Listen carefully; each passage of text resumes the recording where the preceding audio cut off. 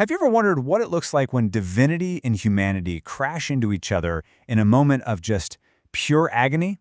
Well, we're about to see it. In this explainer, we're going to walk through Matthew chapter 26, specifically verses 36 to 46, and really get into Jesus' suffering in the Garden of Gethsemane. And let me tell you, this isn't some quiet, peaceful moment of prayer. No, this is a raw and tense depiction of God's will wrestling with human anguish. I mean, right out of the gate, the text just drops us into the middle of this pain. Just listen to Jesus' own words from verse 38. "My soul is exceeding sorrowful, even unto death.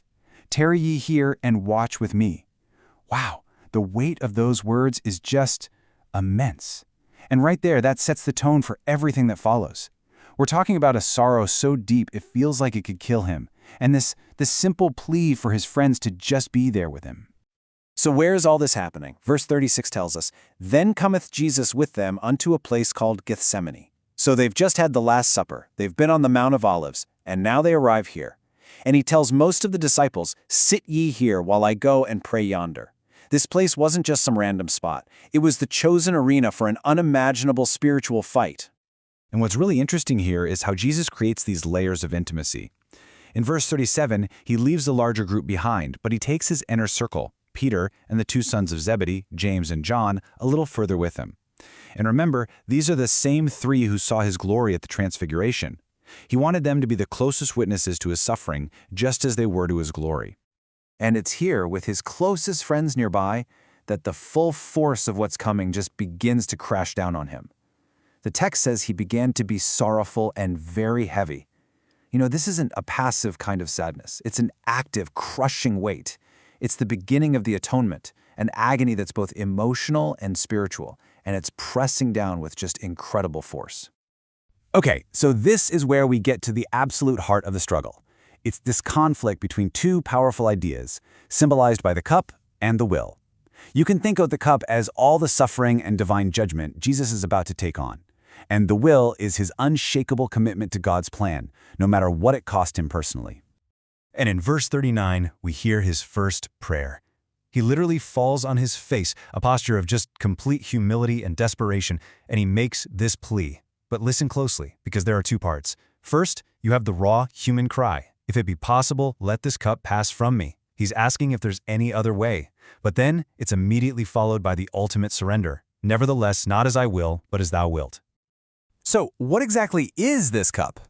Well, in the Bible, this idea of a cup is a powerful metaphor. It often stands for the destiny or the portion that someone has to accept, and a lot of the time, it's filled with suffering. For Jesus, this cup represents the full, crushing weight of all of humanity's sins and sorrows. It's the very essence of the atonement.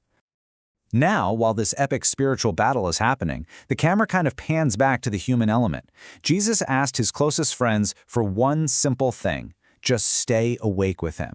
And it's this gut-wrenching contrast between his agony and their failure that makes the story just so much more powerful.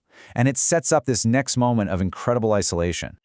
So after that first agonizing prayer, he goes back to his friends. Maybe he's looking for just a little bit of comfort, and he finds them asleep. Can you even imagine how lonely that must have felt? Here he is carrying the heaviest burden in the history of the world, and his closest friends couldn't even keep their eyes open with him. And his response? It's just heartbreaking. He speaks right to Peter, the one who just a little while earlier had so boldly claimed he'd never fall away. "What? Could ye not watch with me 1 hour?" It's a question just dripping with disappointment. He wasn't asking them to fight the battle for him, just to be there.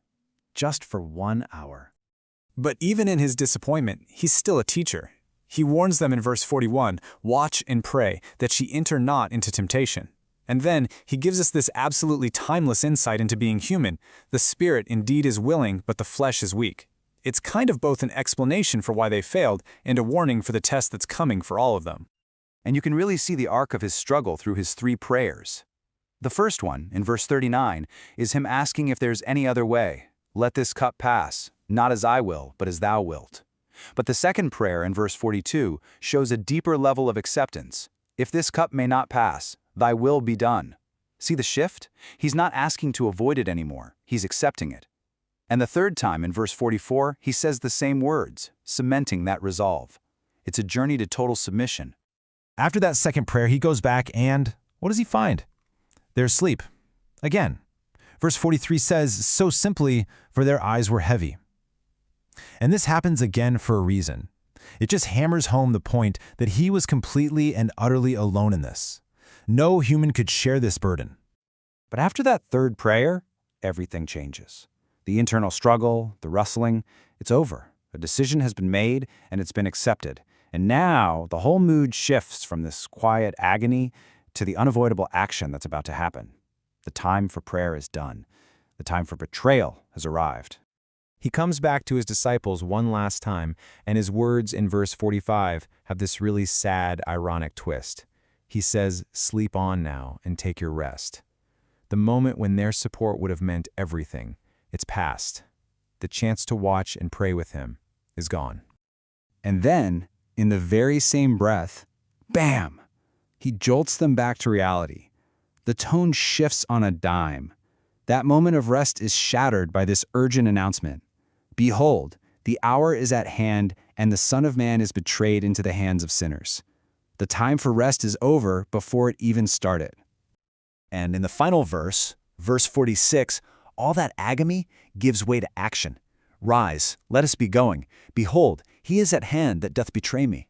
It's a command full of courage. He's not on his face in prayer anymore. He's standing, ready to meet his betrayer head on. And seeing that journey from agony to resolve really makes you wonder, doesn't it? How can we find the strength to face our own trials with that same kind of courage and submission?